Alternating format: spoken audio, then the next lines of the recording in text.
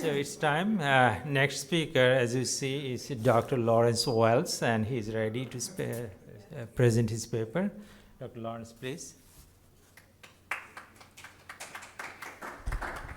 All right, thank you. I'm Larry Welch. I'm the radon and caves guy. If you've seen me before at one of these talks, I hear all morning people fretting about having 8 picocuries per liter.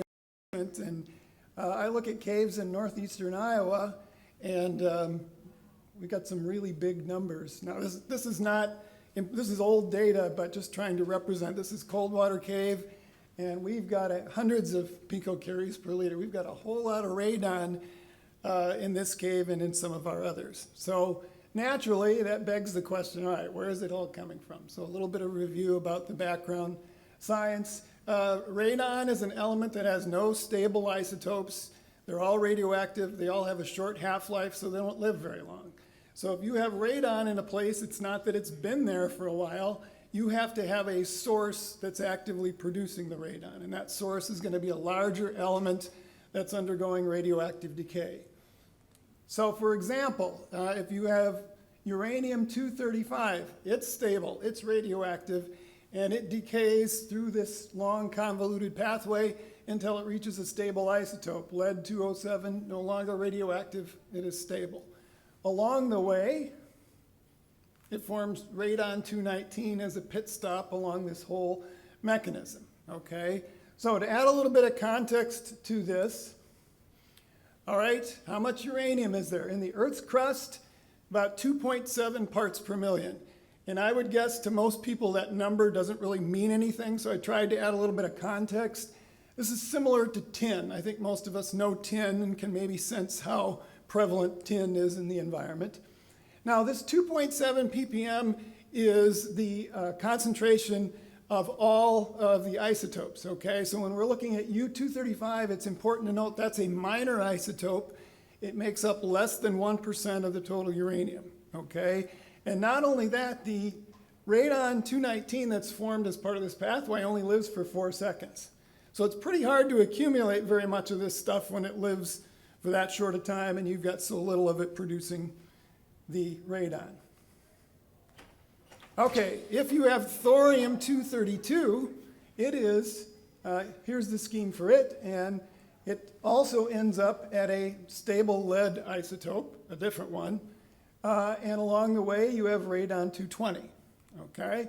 So to put that in context, thorium is more abundant than uranium, 9.6 ppm versus 2.7. For comparison, that's kind of similar to the element boron. Right, we've all got the borax detergent and all in our house. And unlike U-235, thorium-232, it's not the only isotope, but essentially it makes up 100% of all the natural thorium in the Earth's crust. And the 220 radon that's formed by the pathway lives much longer than 219, but still not very long, 55.6 seconds. And sometimes that's called thoron, the radon-220. And finally, uranium-238. Long convoluted scheme, again, ends up with a stable lead isotope. And along the way, we've got radon-222. We already know how prevalent uranium is, but uranium-238 is the major isotope of uranium, 99+% abundance. And the radon-222 that's formed, 3.8 days half-life. Still not very long, but in comparison, much, much longer to all the other ones. So most of the radon issues that people are talking about this symposium are really radon-222 is the major player in all of these things. So anyway, if we've got radon and a heck of a lot of radon in our caves, we must have uranium and thorium that's producing it. So where the heck is it? All right, here's a picture, a cross-section of Coldwater Cave. So we were going to look in the cave, take some samples, and do some elemental analysis. So we wanted to take some bedrock samples. Bedrock is limestone. Chemically, that's calcium carbonate, but calcium carbonate will contain some impurities. The sediment, there's not a lot of sediment in this particular cave, but some caves, the entire floor and up the side walls and things are all mud and muck and things. There's just a little bit here, but sediment is going to be mostly ground up bedrock, But because of erosional processes, you have transport. Wind and water can transport it, so it's not necessarily the bedrock right there that's forming the sediment right there. It can be moving from bedrock elsewhere. So we wanted to definitely check that for uranium and thorium as well. Speleothems, you may not be familiar with that word. Those are things like stalactites and stalagmites, okay, formations in the cave. These represent recrystallized forms of the solid, of the limestone solid. So the calcium carbonate dissolves in acidic water. That's what forms the void of the cave. The calcium and the carbonate go into solution, in water solution. If something changes the equilibrium, that calcium and carbonate gets redeposited as the mineral calcite, and that's what forms these speleothems. Now, I've got a chemistry background. In the chemistry lab, recrystallization is something we do to purify solids. Okay, you make something, synthesize something in the lab, you run a recrystallization to make something more pure. So, without knowing anything about it, the conventional wisdom would be that these speleothems are going to contain less uranium and thorium than the bedrock because they represent impurities in the calcium carbonate. And we wanted to check those, and we wanted to check the water. We didn't have water at all the caves and all the stations, but we had water here. Wanted to check that for uranium and thorium as well. So we wanted to take samples of these things, and we set up an experiment where we worked in 3 different caves. We had 2 stations in each of the caves, and the caves were selected so that they were in the same geological strata. Okay? Doesn't guarantee that they're duplicates, but they should be more similar than not in terms of their geology. Okay? But we also chose caves that are going to be very different in their floor plan, in their layout, and the way air moves. And I'll talk about that more as we introduce the caves. So we were going to collect samples from these 4 groups at all of our stations where we could, do elemental analysis, and then compare it to the radon levels. That was the plan. Okay, so here's our 3 caves, if you're familiar with Iowa geography. All right, first cave, Coldwater Cave. This is a 17-mile long mapped underground river system. It's pretty deep under the earth, and I'm going to classify this as a zero entrance cave, which doesn't make much sense, especially since I have 2 things labeled as entrances on the graph. But here's the deal. So it's an underground river. Whoops. And it flows in this direction. Here's the resurgence. So essentially there's a spring that goes to the outside surroundings at that point. But the spring forms a sump. The water is up to the ceiling, and it is for about 400 meters upstream from the resurgence. Therefore, you don't have air exchange from inside the cave to the outside. The other 2 entrances are drilled shafts, and they are kept hermetically sealed when not in use, which is almost all the time, okay? So we use the flatland entrance. When we go in the cave, we open it up, we go in, we seal it behind us. We set up our experiments, we come out, we seal the cave, we run the experiments with the cave closed, and there's going to be minimal communication between the inside air and the outside air. So that's what I'm saying with the zero entrance cave. So here's just a zoom in on the flatland entrance. Here's our 2 stations, 4 and 5. All right, second cave, Kemling Cave. This is a single entrance cave. It's about 2 miles of passage, not all of which are shown here. So here's the entrance. It's a 23-foot shaft, and then the cave is mainly a horizontal maze below that. The entrance is gated, but it's gated in such a manner that it permits the bats that use the cave to go in and out freely. As such, we have free air movement and air exchange with the outside, and we know from measurements that the cave breathes. It inhales and it exhales. Sometimes it does both at the same time through that one entrance. And here's our 2 stations. And then finally, Wonder Cave. Wonder Cave is a dual entrance cave. So here's the Here's the natural entrance, and then you have mostly a single passageway down to a low point with a sump. This is also gated, but permits free air exchange like in Kemling. This used to be a tourist cave, and in the building of the tourist trails, the owners drilled a second entrance so they could lower in steel beams and concrete for making up the trails.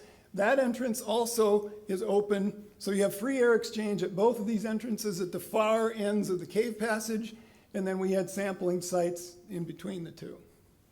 So very different layouts on our 3 caves. All right, elemental analysis. We didn't do it in-house, we sent it out. They used inductively coupled plasma mass spectrometry.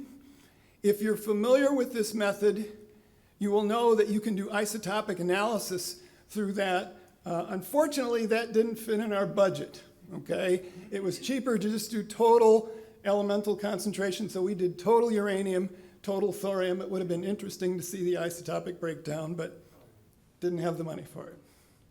The solids were dried prior to analysis. That was only an issue for the sediment, because sometimes the sediment was pretty muddy.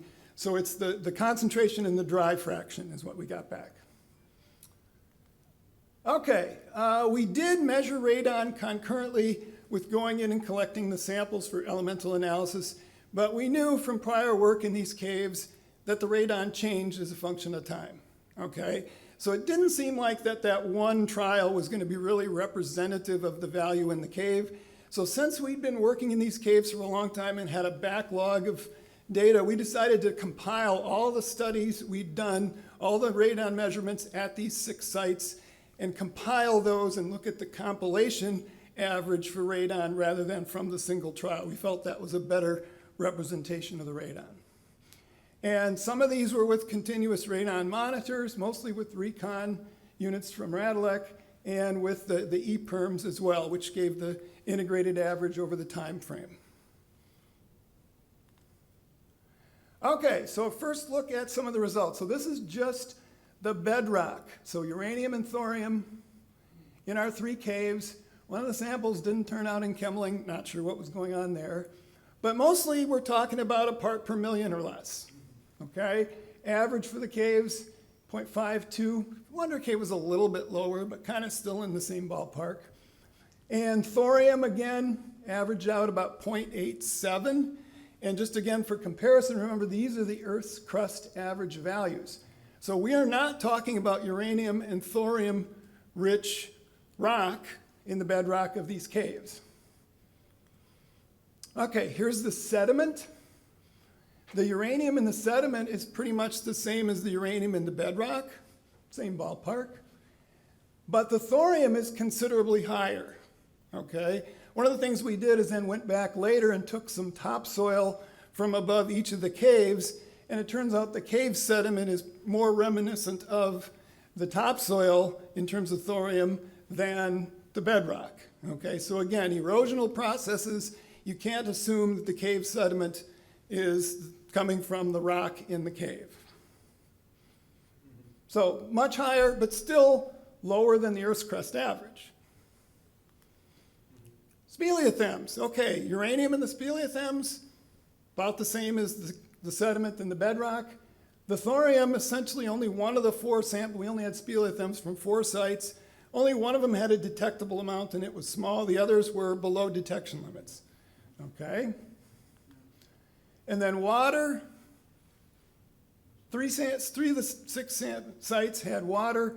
There was a measurable but tiny amount of uranium in the water, no detectable thorium in the water. So coming back to the speleothems, in some caves, speleothems make up almost the entire cross-section of the passage. Okay, they can be a very major factor. But the speleothems, again, represent a recrystallization. And for the recrystallization to happen, things get dissolved, put in solution, and then they have to be there to be redeposited, okay? So thorium is notorious for not being very water soluble. So the limestone containing the thorium impurity is getting dissolved, but then that thorium is precipitating out and is no longer present in the water solution when the equilibrium gets shifted to redeposit the calcium carbonate. Okay, so the thorium is filtered out. The uranium, on the other hand, is more soluble. It appears to get redeposited in the recrystallized form at about the same level as in the bedrock. So that was kind of an interesting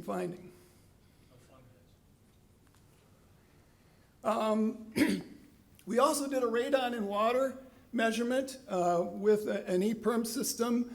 And we got, again, for the 3 stations with water, we got these values. If you're familiar with radon in water values, these are smallish. So the radon will dissolve in the water, but it's not really very excited about it. And when you have water and air both present, that water, the radon tends to come out of the water and degas into the air. And that's the way the water was in all these 3 caves and for a long ways upstream from the site. So whatever radon was dissolved in the water had probably outgassed considerably into the air phase. Okay, here's our radon activities. So here's our 3 caves, 0, 1, and 2 entrances. Again, we had a number of different trials. We made a time-weighted average. Cold water cave, about 500 picocuries per liter. Okay? Within a trial, the standard deviation was very low. Okay? But when you compared the means of different trials, the standard deviation was fairly high. So the radon does change in cold water cave, but it changes slowly in relation to the time frame of our experiment, which was mostly 1 to 7 days. So it does change with the seasons, but was pretty flat during most of our collection trials. Kemling Cave with its 1 entrance and its breathing, similar sorts of uranium thorium, but less than half the amount of radon. In cold water cave, a little over 200 picocuries per liter. Because of the breathing, really high standard deviations. You never know what you're going to get. You go to Kemling, and you just have no idea what you're going to see. Sometimes it's high, sometimes it's low, sometimes it's high, and 5 hours later it's low. It's a roller coaster.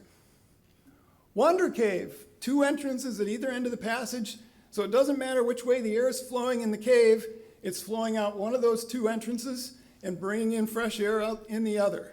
And as a result, even though it's got similar sorts of uranium and thorium, averaging only about 30 picocuries per liter compared to the others, okay? Kind of an astonishing difference, in my opinion. So, we've got high radon in some of these caves, but again, the uranium and thorium are values that really strike me as being quite low, and it's hard to explain the radon based on the concentrations of those elements. So it seems pretty clear that the ventilation is really the major factor at play. And when you have very little air movement in an environment where the radon doesn't go anywhere and gets concentrated, you can get a lot of radon. And when you have a cave that gets flushed out, just like a basement, that's going to help your cause and keep the radon low. And as noted before, you've got to be careful. The cave sediment is very different in terms of thorium than the cave bedrock. And again, it's probably just not a good assumption in any cave to assume that the elements in the sediment and the elements in the bedrock are going to be the same. It's probably a poor assumption. 2 minutes. And the speleothems, again, maintain the uranium that's of the bedrock, but the thorium gets filtered out. Okay, so a thank you to the people that let us onto their property to run these tests. Thank you to people that helped with the studies. Thank you to the people that gave us money for the studies. And I would entertain questions if we have time. Whoops.